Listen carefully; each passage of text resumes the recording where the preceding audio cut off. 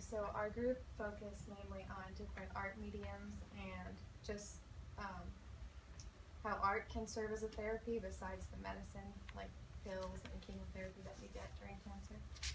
Um, we visited the HCI and we saw all the programs that they offer, and we decided to research a bunch of other hospitals to see what they offered and compare.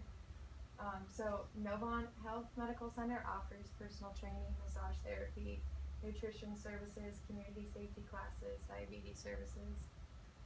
Houston Methodist offers massage programs to their patients as well. That was really common among all cancer institutes. Massachusetts General Hospital offers a lot of programs. They offer acupuncture, like Huntsman, massage therapy, art therapy, an open art studio, gentle yoga for specific cancers, and music therapy. One of the ones that we thought were really interesting was their open art studio, which allows participants to use various art materials to create artwork based on their interests and inspirations. So they can really take their therapy and cater it to their specific needs. It allows them to really make it unique.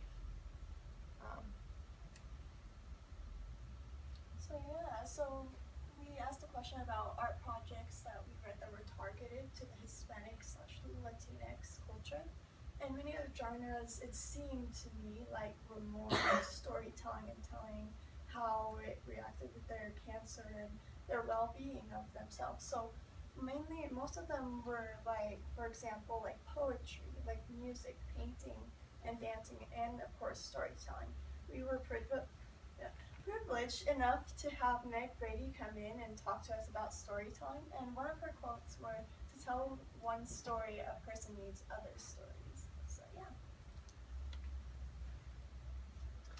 Okay, so I was focusing on how these programs were successful. With mind and body, when you have cancer, you need ways to express yourself, and it helps with anybody that's going through anything, especially with cancer when you're limited of what you can do physically. We were thinking about lots of different art projects. We were thinking maybe different dance classes or, like crazy art projects, but like knitting. Yeah, like knitting and all this stuff. And so we were thinking more to go towards painting, and necessarily like one of the groups before said, maybe a Spanish-speaking instructor, to continue that course, which would be really cool, I think. But that's just kind of one of the ideas that we have. But it's definitely, art is something that's really good for people that have physical illnesses, mental illnesses, any kind of anxiety that you have, especially like depression, anything like that. And people that are going through cancer treatment definitely have anxiety, depression, and are, have physical ailments, and definitely is good for them overall. This was just part of my advice to the class as of what's moving forward. We just need to kind of think of, what we want to incorporate in the class. And we're definitely hoping for advice from you. So, painting allows for a visual memory of a certain time in life that the cancer patients were going through, and it helps them convey their attitude towards how they're feeling about cancer, and it helps stimulate the brain and adapt to what they're going through, and it stimulates memories for them to look back on.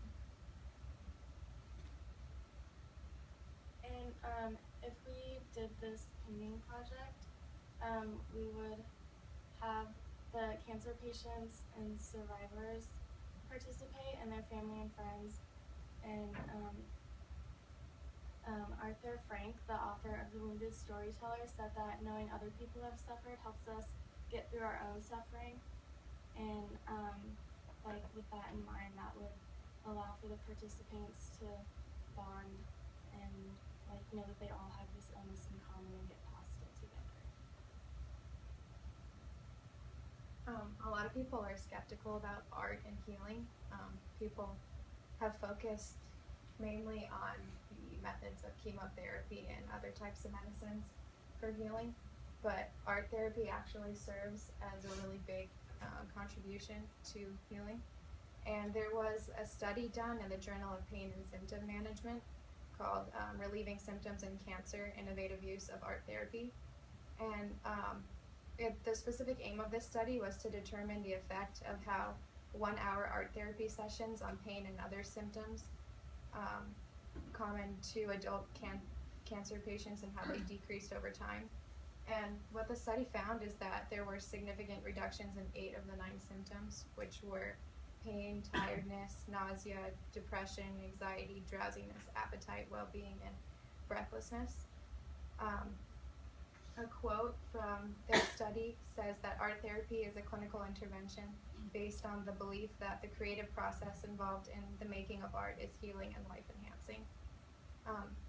Art, one of the most important things that we said was people should be able to voice their own stories, and art serves as a way that they can do that. Also, it helps after the cancer too. When your cancer is healed and your chemotherapy stops, you can't take that with you, but you can take your therapies, your art therapies with you, and you can continue to paint and relieve your emotional health.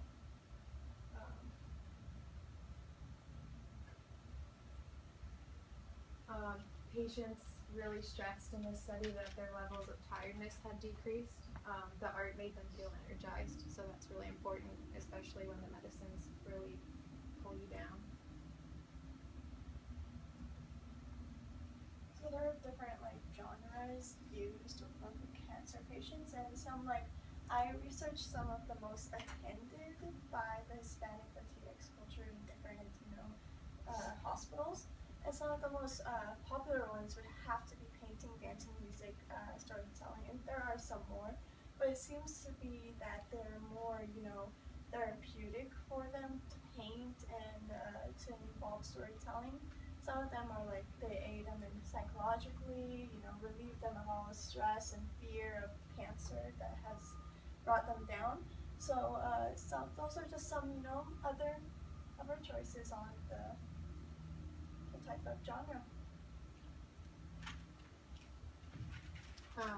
Wanted to put a quote from a doctor that we found on the website that says, "If we can demonstrate that emotion affects outcomes and art affects emotion, then a logical path to better outcomes would involve more attention to engaging people in artistic pursuits."